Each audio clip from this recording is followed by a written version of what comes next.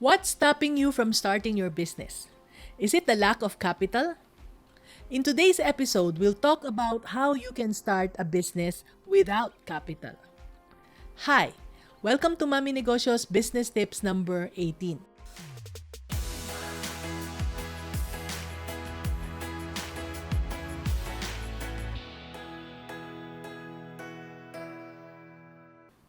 One of the most common worries I hear from mentees is the lack of money to fund their business.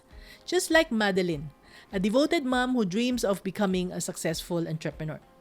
I remember as we were having our first mentoring session, she said to me, "Mami Negosyo, I don't have enough money to start my business." "What business do you want to start?" I asked. She excitedly told me, "I want to start my own clothing line for toddlers." "Oh, that's so cute," I exclaimed as I remembered my grandkids. "Do you know how to sew?"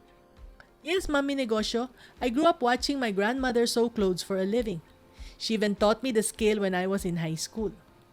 "Oh, that's so sweet and thoughtful of her," I said. In fact, she gave me one of her sewing machines. It's old, but it still runs, and I treasure it so much. This got me curious. So why do you need lots of money then?" "Well," she said, "I want to buy a new one so I can hire someone to help me with the orders. And I want to stock up on fabrics and other materials. I also want to start my business the right way," Madeline answered. "What do you mean the right way?"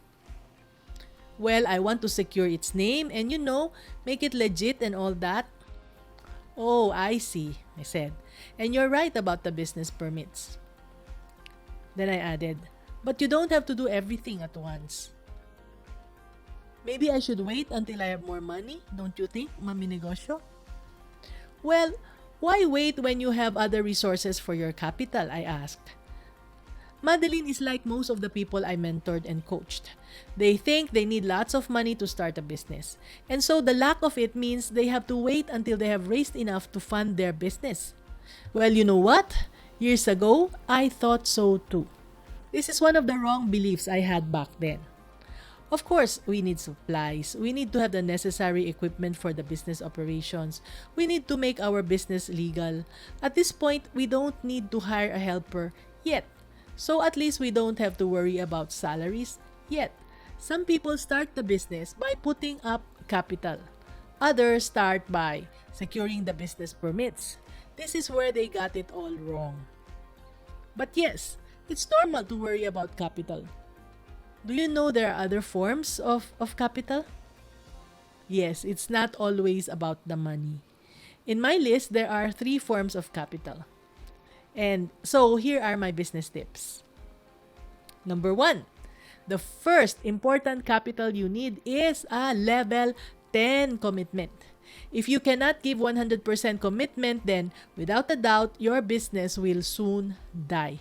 You cannot rely on the excitement you feel as you start your business.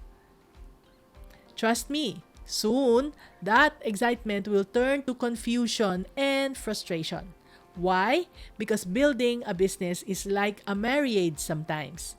Once the honeymoon stage is over, the realities of married life will start to kick in. And every day isn't rainbows and butterflies. You cannot quit and leave your spouse just like that, right? So yes, whatever happens along the way, you should remain committed 100%. You see, I've mentored level 9 people, and they just wasted their time and mine. You may have the money to fund your business, but if your level of commitment is below 10, forget it, because you'll still risk losing your business. Number 2, remember this: connection plus conscientiousness is the second form of capital.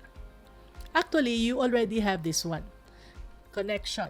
They're your customers, suppliers, and financiers.